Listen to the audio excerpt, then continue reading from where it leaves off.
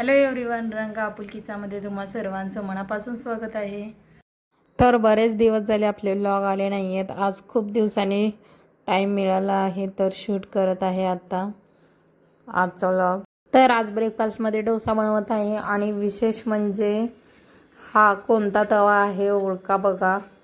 तर हा आपला लोखंडी तवा आहे, नॉन स्टिकी तव्यासारखा वाटत आहे बघा आणि यावर अजिबात चिटकत नाही आहे बघा डोसा। आणि मेन म्हणजे लोखंडी तव्यावर असं बनवल्याने आपल्याला अन्नातून लोह आयर्न मिळतं, तर हेल्दी आहे, त्यामुळे मी असं बनवत आहे। आणि पहिल्यांदाच असं लोखंडी तव्यावर बनवत आहे। हा चपाती भाकरीचा तवा आहे, तर डोसा एकदा बनवून बघावं म्हटलं की कसा होतो यावर। आणि मला वाटलंच होतं की यावर परफेक्ट बनणार, त्यामुळे मी बनवत आहे बघा। घरातलं सगळं करणं, परत भैयाकडे लक्ष देणं आणि व्लॉग शूट करणं, परत एडिट करणं, यामध्ये ना खूप कठीण होत होतं गाईज मला हे सगळं सांभाळणं। पण तुम्हा सर्वांचा सपोर्ट बघून मी मोटिवेट झाले गाईज, कारण आपल्या एका व्लॉगला 1K व्ह्यू कंप्लीट झालेत आणि बाकीचे व्लॉग पण व्हायरल होत आहेत। तर तुम्हा सर्वांचा सपोर्ट बघून आता व्लॉग बनवण्याचं मोटिवेशन मिळत आहे गाईज। तर असंच सपोर्ट करत राहा। रोज रोज तेच भाजीपोळी नको वाटतं गाईज, त्यामुळे डोसा आणि चटणी बनवली आहे बघा। तर स्पंज डोसा बनवला आहे एक मी, आणि बाकीचे आपले प्लेन डोसा पण बनवला आहे। तर आता मी नाश्ता करून घेते, भैयाचा करून झाले आणि भैयाचं बघा काय चाललं आहे आता।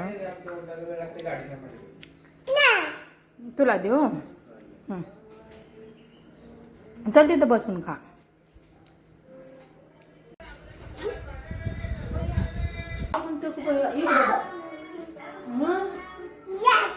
इथे बघा भैया माझा कसा लाड करत आहे। भैया सोबतचे गोळे क्षण किती छान वाटत आहे।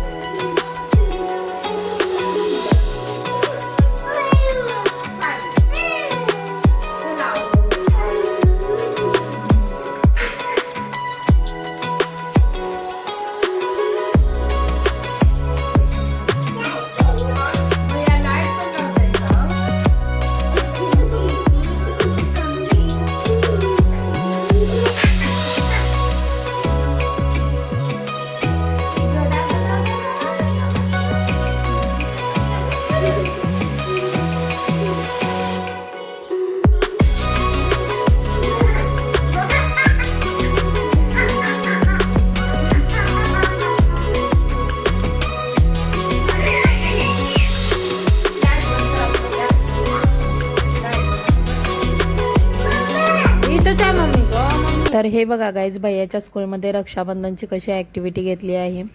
राखी डेकोरेट करायला सांगितले आहे कुंदन आणि स्टोन वापरून वगैरे। तर उद्या रक्षाबंधन आहे आणि आज आहे नारळी पौर्णिमा, तर आजच त्यांच्या स्कूलमध्ये रक्षाबंधन सेलिब्रेट करणार आहेत। आणि मी हे सगळं भैयाचा हात पकडून त्याच्याकडून करून घेतलं आहे आणि त्याला रक्षाबंधनचं पण सांगितलं, स्कूलमध्ये तुला राखी बांधणार आहेत, राखी बांधून झालं की आपण आणलेला गिफ्ट द्यायचं भैया त्यांना, असं त्याला सगळं मी सांगितलं।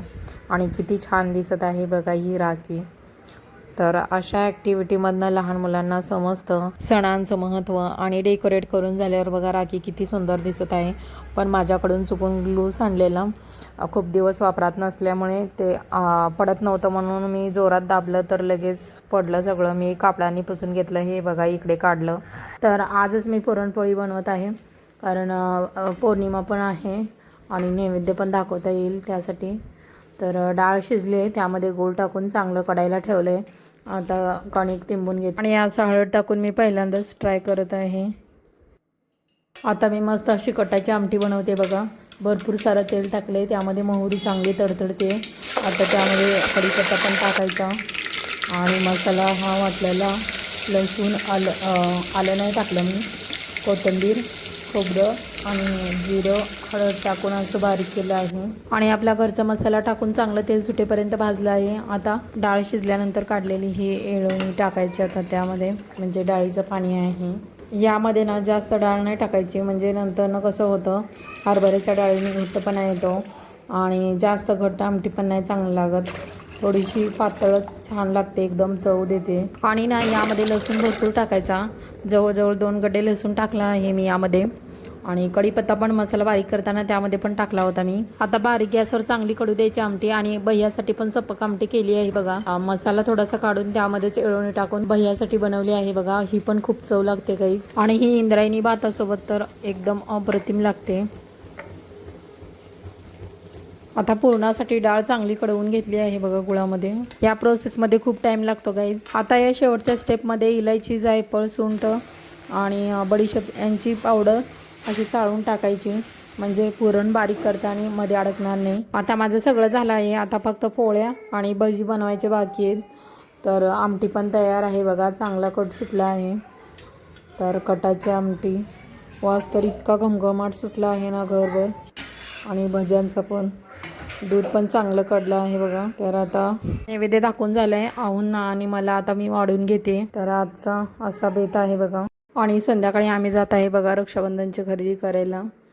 तर राखी वगैरे घ्यायची आहे आणि बाकीची पण थोडीशी खरेदी करायची आहे. तर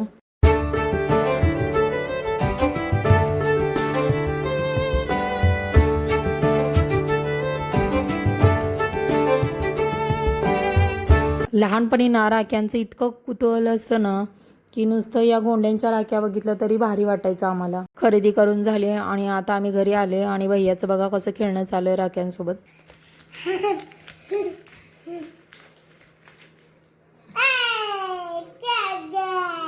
काय आहे रे भैया?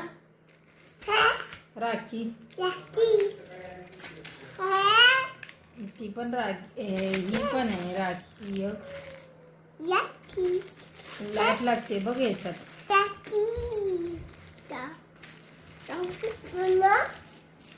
हे बघ भैया लाईट लागते.